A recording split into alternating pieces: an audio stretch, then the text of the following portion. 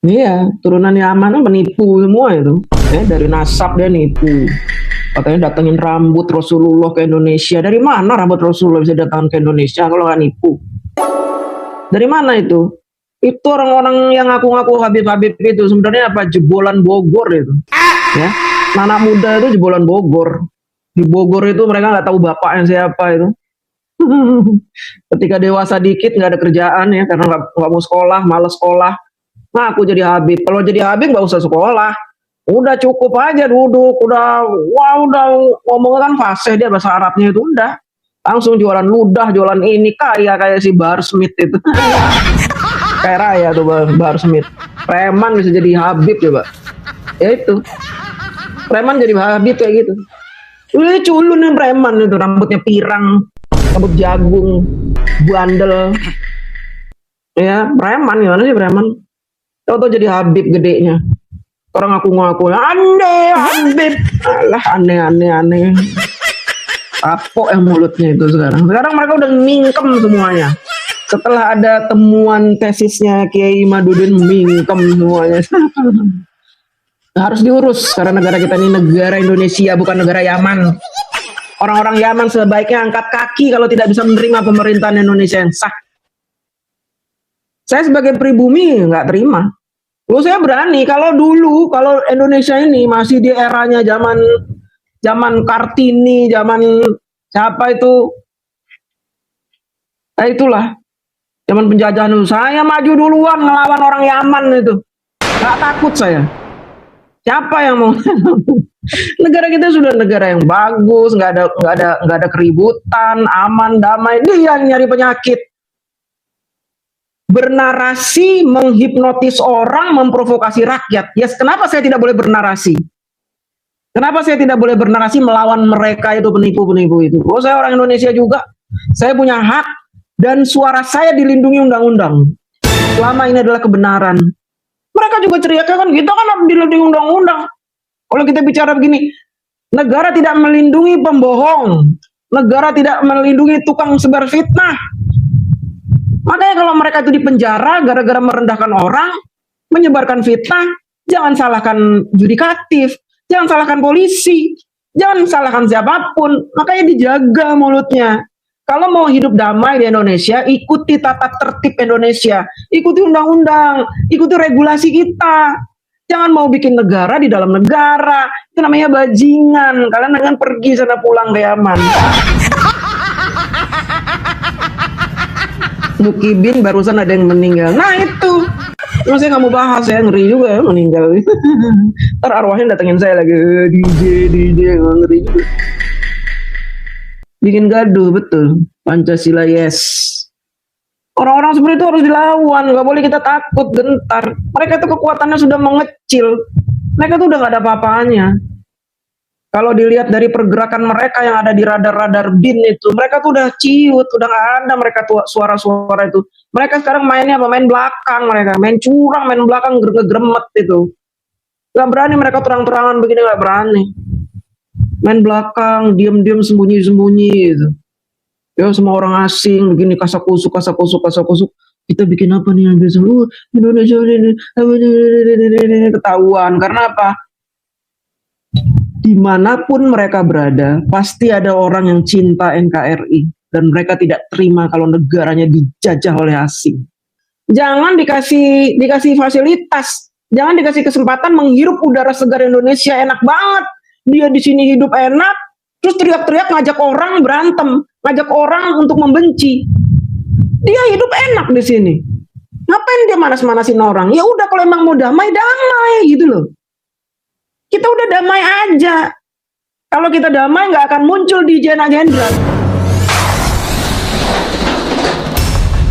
Ini luar biasa ya. Saya baru kali ini benar-benar menyaksikan live DJ Anak Jenderal. Saya sangat tertarik dengan sosok beliau ini. Kita katakan ya sosok emak-emak tapi luar biasa. Kecerdasannya pun juga luar biasa.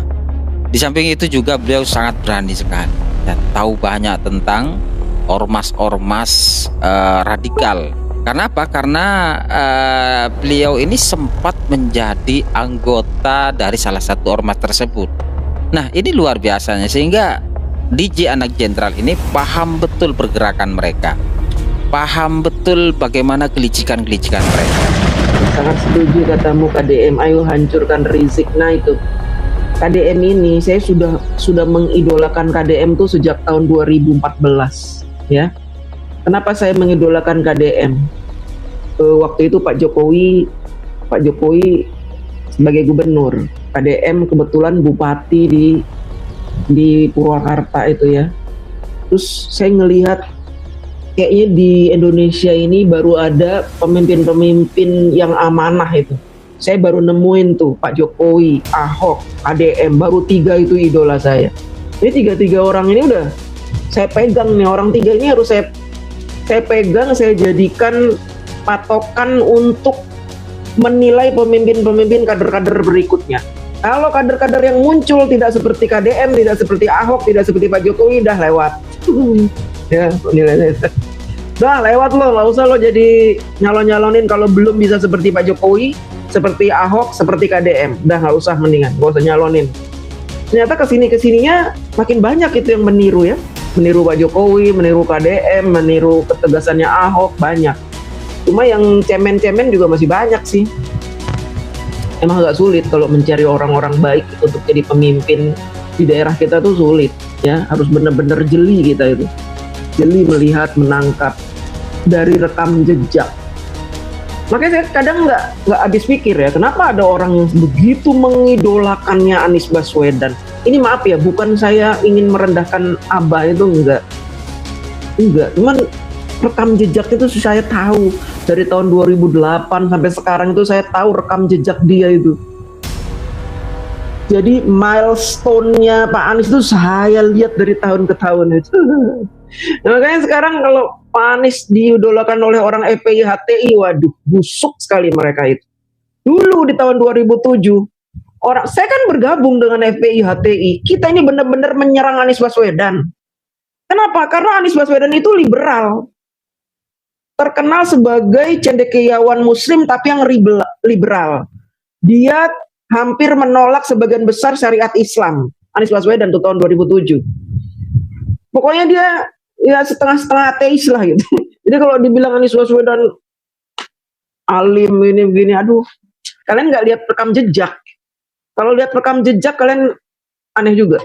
Nah, di sini saya jadi bisa menilai bahwa FPI HTI itu hanya mendukung orang-orang yang berseberangan dengan pemerintahan, dengan orang-orang baik. Sebenarnya FPI HTI itu punya cita-cita sendiri, ya. Mereka tuh punya cita-cita sendiri untuk membangun sebuah negara Islam gitu. Jadi siapa saja yang bisa mendorong mereka untuk mendirikan negara khilafiyah itu, maka mereka akan dukung. Gak peduli apakah rekam jejaknya pernah menjadi liberal, pernah menjadi orang yang menentang syariat, pernah menjadi orang yang Islamnya nggak jelas gitu, nggak peduli. Yang penting siapa saja yang mendukung, mereka akan dukung gitu. FPI-HTI itu. Lihat kebusukan FPI-HTI. Itu saya dulu anggota FPI-HTI. Kenapa saya mau masuk ke dalam kelompok mereka? Karena saya pikir mereka itu memang orang-orang yang paham agama, kemudian ingin bahwa negara ini menjadi negara yang menjalankan Al-Quran, Sunnah dengan benar gitu ya, seperti era Rasulullah itu. Ternyata kesini-sini saya baru bisa menangkap itu. Ya mungkin pendiri FPI dan HTI itu mungkin dulu punya visi misi yang bagus. Tapi kesininya mereka sudah dihancurkan oleh keinginan-keinginan mereka untuk berkuasa di negara ini. Akhirnya apa ya, hancur-hancuran udah sekarang. Makanya Allah tumbangkan FPI, Allah tumbangkan HTI, karena apa? Cita-cita mereka yang mulia itu di tengah jalan mereteli satu persatu. Cita-citanya berubah menjadi sebuah kumpulan orang-orang arogan, sombong, yang menganggap dirinya adalah Tuhan yang maha benar. Bahkan menafikan Tuhan itu sendiri. Ya, itu mereka. Saya tidak suka KDM karena 7 terpidana belum bebas. Begini ya, teman-teman. Saya harus memberikan masukan dulu. Ya, kita harus cerdas menanggapi ini. Nih, jangan sampai orang-orang baik sehebat KDM, sehebat Ahok, sehebat Pak Jokowi itu dinilai jelek hanya gara-gara mereka tidak mau mencampuri urusan yudikatif. Jangan sampai begitu. Ya, jangan punya pikiran begitu. Karena apa? Eksekutif itu tidak boleh ikut campur urusan legislatif, urusan yudikatif nggak boleh. Eksekutif harus berdiri sendiri. Dia harus lebih mengutamakan pekerjaan dia dulu. Tanggung jawab KDM ketika beliau menjadi gubernur adalah kemaslahatan rakyat Jawa Barat. Dan ketika pengadilan 7 terpidana ini sudah berjalan, KDM mengikuti, tugas KDM sudah sampai menjadi saksi. Saksi yang memberikan bukti-bukti bahwa 7 terpidana itu sebenarnya hanya orang yang difitnah gitu. Tapi keputusan tergantung dari yudikatif, tergantung dari pengadilan. Pengadilan mau memutuskan apa? Kalau ternyata nanti pengadilan ada kong kali kong dengan aparat kepolisian, ada ini, itu bukan lagi urusan KDM. KDM tidak bisa mencampuri itu. Karena apa? Bisa rusak KDM gara-gara itu. Jadi KDM harus ada prioritas. Prioritasnya apa? Untuk rakyat dulu. KDM harus membangun Jawa Barat dulu nih. Membenahi Bekasi yang amburadul, membenahi Karawang, membenahi Cirebon, membenahi Cianjur, Sukabumi, kan banyak tuh wilayah-wilayahnya yang selama ini tidak tersentuh oleh Gubernur Jawa Barat. Yang KDM juga belum percaya oleh bupati-bupatinya, wali kota KDM nggak percaya. Jadi KDM harus turun langsung ke situ. Nah, tugas KDM itu yang lebih utama, bukan mikirin 7 terpidana. Nanti bisa habis waktunya KDM ngurusin 7 terpidana itu. Karena KDM sudah selesai perjuangannya. Sampai dia menjadi saksi loh di pengadilan. Setelah itu ya terserah pengadilan. Mau menerima kesaksian KDM atau enggak, ya jangan lagi disalahkan KDM-nya. Salahkan tuh yudikatifnya, hakimnya, terus apa, advokat-advokatnya. Kenapa dia tidak bisa membela itu? Kan mereka nggak seperti KDM, udah sibuk sekarang jadi gubernur. Itu, ya. Seperti Pak Jokowi. Pak Jokowi di kasus-kasus yang ditangani oleh pengadilan nggak bisa intervensi. Seperti keputusan MK. Mana bisa Pak Jokowi intervensi MK? Orang jujur amanah tidak bakalan dia intervensi pekerjaan lembaga lain. Nggak bakalan. Bahkan Pak Jokowi tidak pernah cawe-cawe di urusan KPK. Yang cuma lembaga kecil. Yang harusnya Pak Jokowi bisa aja ngeremet itu KPK. KPK bisa aja diatur. Ketuanya orangnya Jokowi. Wakilnya orangnya Jokowi. Staf-stafnya orang Jokowi, supaya apa? Supaya dia aman. Bisa, tapi Pak Jokowi nggak mengatur itu. Karena apa? KPK itu berdiri yang bentuk siapa? DPR, rakyat yang bikin, diwakili oleh DPR gitu. Nah setelah itu berjalan, Pak Jokowi yang mengurus rakyat. Ketika Pak Jokowi menjalankan tugasnya sebagai eksekutif, musuhnya banyak, termasuk ormas-ormas ini, FPI, HTI, musuh-musuh dia ini bebuyutan. Dan teman-teman harus tahu, HTI itu, FPI, akarnya udah kemana-mana. Mereka memang bubar, tapi akarnya itu sudah merusak pikiran orang-orang yang tergabung di situ. Walaupun sebagian besar sudah pada mencelak gara-gara tesisnya Kiai Imaduddin, tapi tetap aja akar-akarnya masih, orang-orang yang otaknya terdoktrin itu masih banyak banget itu. Nah ini tugas siapa? Tugas kita. Tugas kita, jangan semua dibebankan ke pemerintah. Pemerintah sudah membubarkan, Pak Jokowi sudah membubarkan itu. Dan mereka dilarang lagi membuat ormas baru. Teman-teman jangan pikir FPI nggak mau bikin ormas baru. Dia bikin beberapa kali ditolak oleh Kemenkumham. Ditolak. Namanya FPI dari Front Persatuan Islam ditolak. Diganti lagi Front Persaudaraan Islam ditolak. Nggak bisa. Akhirnya mereka bikin tempat pemakaman umum anak-anak abah tuh, TPUA itu ya, tempat pemakaman umum anak-anak abah itu bikin ya. Bikin nama aja tempat pemakaman umum. Berarti mereka akan tenggelam itu. Dan TPUA sampai sekarang tidak ada legalitasnya. Padahal dalamnya orang-orang hebat itu. Ada jenderal-jenderal, ada Egy Sujana, pengacara-pengacara top, Firly Harun, ada Abraham Samad, tuh isinya tuh orang Habib-Habib banyak itu. Tapi tidak ada legalitasnya. Karena apa? Ditolak oleh negara. Modar lah mereka itu. Kapan Mbak DJ Panci masuk bui? Nanti sebentar lagi, tenang. Pokoknya sudah dipastikan mereka semua akan tergiring ke dalam penjara. Udah. pelan tapi pasti. Makanya saat ini mereka sedang menggiring opini supaya rakyat membela mereka, supaya nanti akan datang demo-demo untuk membebaskan mereka.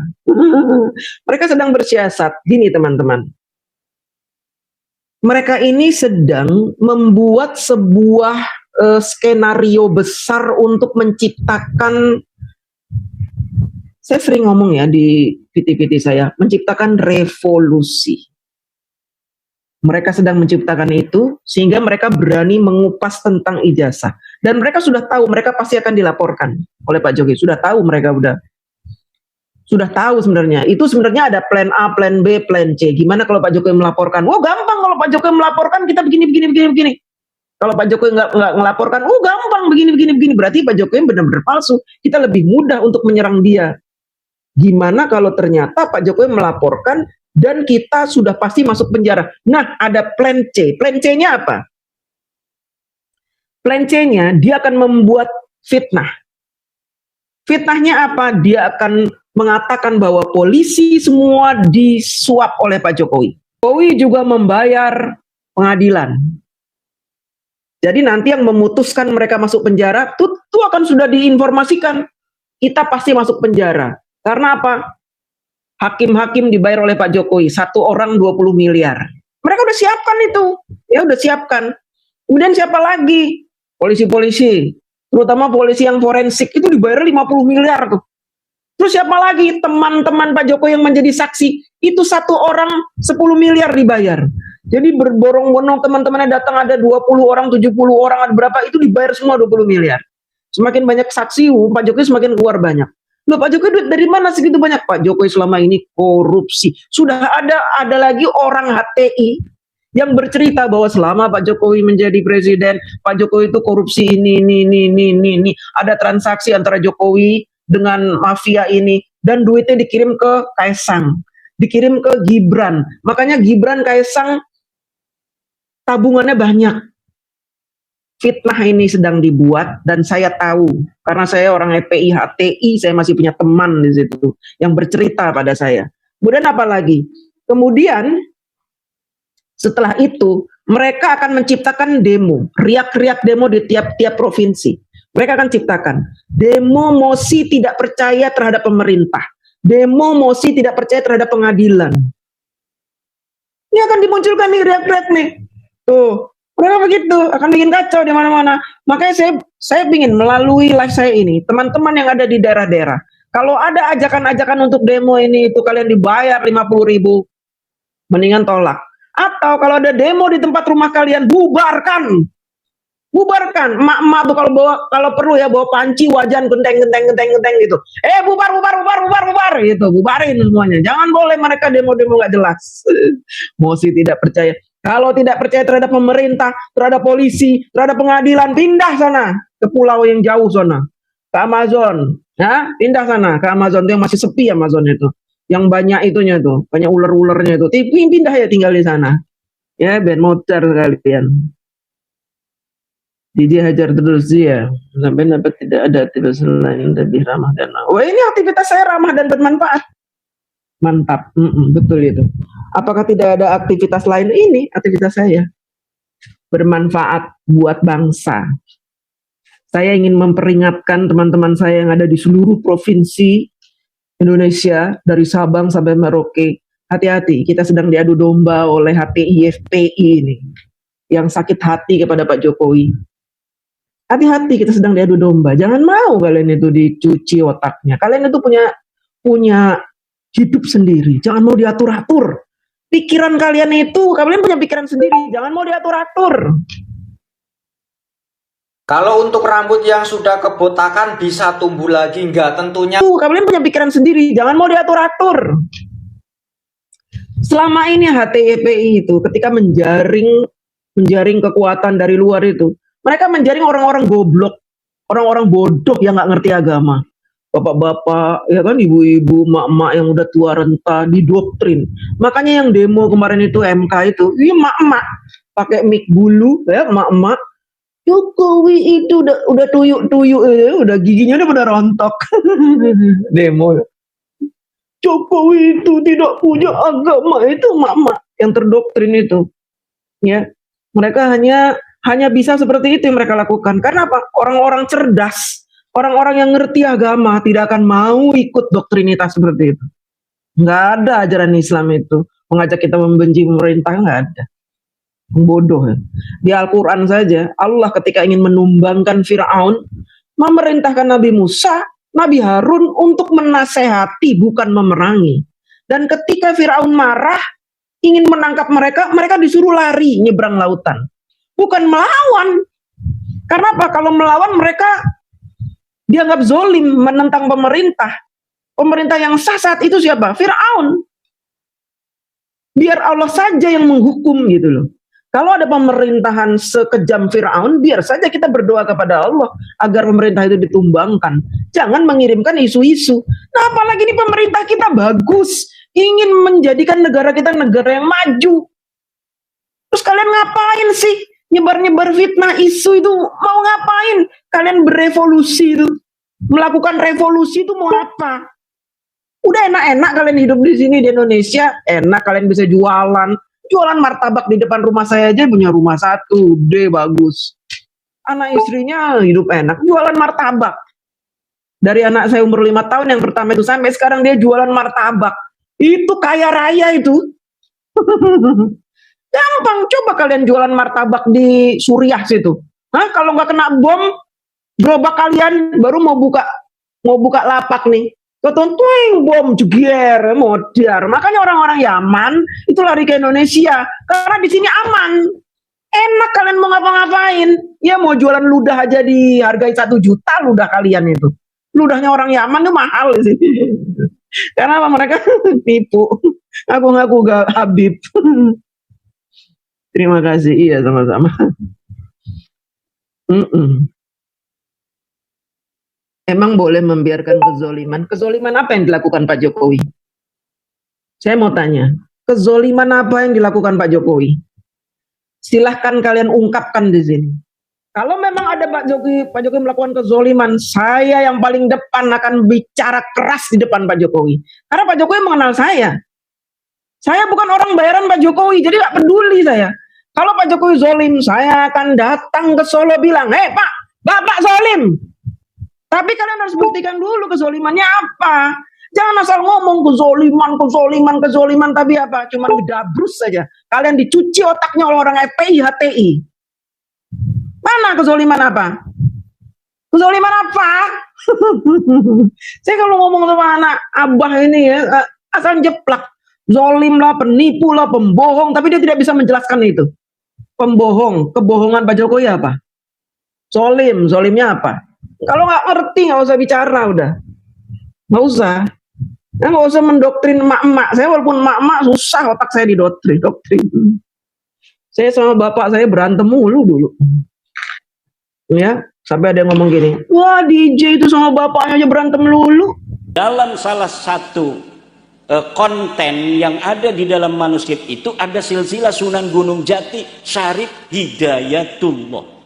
Dan di dalam manuskrip palsu itu dinyatakan bahwa Sunan Gunung Jati itu berasal dari Yaman.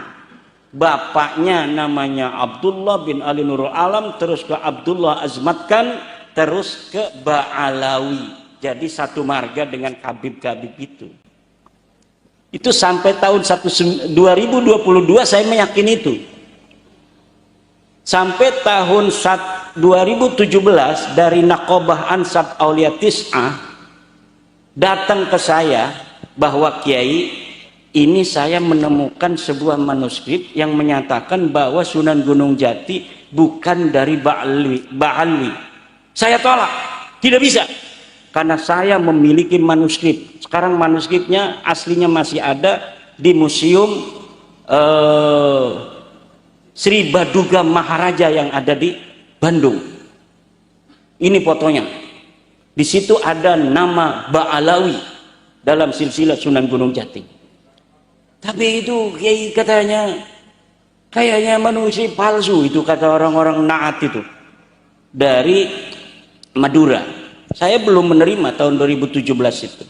Tapi ketika ada narasi-narasi kebencian dari para habib kepada pemimpin-pemimpin bangsa, kepada presiden kita, kepada ulama-ulama Nahdlatul Ulama, saya jadi penasaran dengan nasab mereka.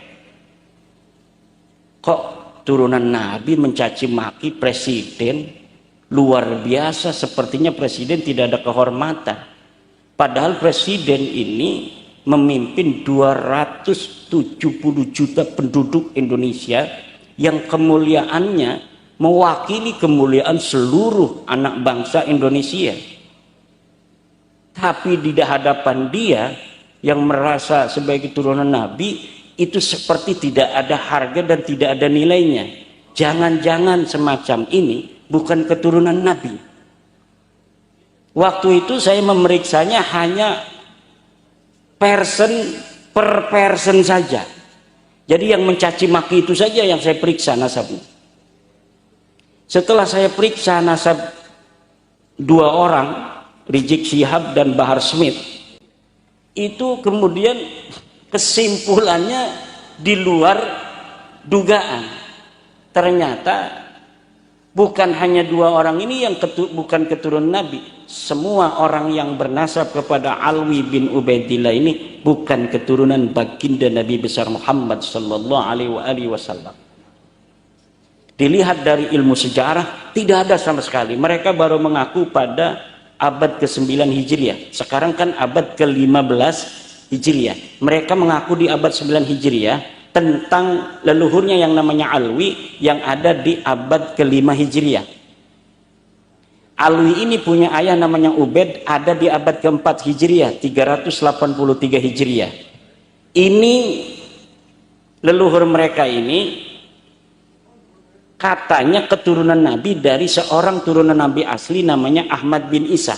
Saya periksa Ahmad bin Isa di dalam kitab-kitab sezaman yang satu masa dengan Ahmad bin Isa. Tidak ada Ahmad bin Isa mempunyai anak namanya Ubaid ini. Tidak ada Ahmad bin Isa punya punya cucu namanya Alwi. Tidak ada sama sekali. Sedang kitab-kitabnya di zaman itu abad ke-4 banyak sekali. Imam Syafi'i kan abad ke-2 Hijriah. Beliau wafat di awal abad ke-3, 204 atau 205 Hijriah. Itu kitabnya masih ada sampai sekarang. Ubaid ini itu adanya di abad 4. Tentu lebih banyak lagi yang dikarang oleh ulama-ulama di Yaman pada saat itu. Kita periksa satu persatu daripada kitab-kitab yang menyebut kota Yaman, yang menyebut Kabupaten Tarim. Di situ disebutkan dalam kitab Tabaqat Fuqaha'il Yaman, siapa-siapa saja ulama yang ada di Tarim. Tidak ada nama-nama yang disebut sebagai leluhur habaib itu tercatat sebagai orang sosok historis yang ada di abad itu. Tidak ada. Padahal ulama-ulama biasa ditulis. Nah, yang katanya ulama besar seperti Muhammad Shahid Mirbat itu ulama besar katanya mujtahid mutlak. Ternyata sama sekali tidak dicatat di dalam kitab yang menerangkan ulama-ulama Tarim dan ulama-ulama Yaman. Misalnya begini, sekarang kan tahun 2025. Tahun 2025 ini di Purbalingga ada orang mencatat, misalnya Pak Agus Sukoco. Pak Agus Sukoco itu kan penulis di Purbalingga yang sudah terkenal. Dia nulis sejarah ulama-ulama di Purbalingga. Satu, Kiai Yazid Abdurrahman. Dilanjutkan oleh Kiai Ridho, segala macam. Ditulis ulama-ulama Purbalingga. 300 tahun kemudian ada orang meneliti Purbalingga. Siapa sih ada ulama-ulama yang hidup di tahun 2025? Dengan menggunakan naskah sezaman dengan tahun 2025 ini yang tulisan daripada Pak Agus Sukoco. Ditemukan manuskripnya. Oh, masih ada tuh di perpustakaan Arsip Nasional, misalnya buku karya Bapak Agus Sukoco yang menerangkan nama ulama-ulama Purbalingga. Oh, memang disebutkan ada kiai namanya Kiai Ridha. Betul, dia disebutkan di situ putra daripada Kiai Yazid Abdurrahman, kiai yang katanya galak pada masanya. Saya ada yang bisikin, Kiai Yazid ini nggak kayak Kiai Ridho begini halus. Kiai Yazid orangnya galak katanya. Kalau Kiai Ridho halus nih, nurut ibunya genetiknya, mitokondrianya kuat ini. Karena DNA itu ada DNA parental, ada paternal, ada mitokondria. Kalau paternal itu kita ingin mengetahui leluhur kita, ayah bin ayah bin ayah bin ayah bin ayah bin ayah bin ayah sampai Nabi Adam alaihissalam. Itu bisa terdeteksi. Kalau mitokondria itu kita ingin mengetahui ibu kita, punya ibu, punya ibu, punya ibu, punya ibu, punya ibu sampai Siti Hawa. Kalau parental zigzag. Yang zigzag itu untuk mengetahui kadar berapa persen kita orang Purbalengganya, berapa persen nenek-nenek kita yang orang Bantennya, berapa persen nenek-nenek kita yang orang Indianya. Itu tes DNA parental yang zigzag untuk mengetahui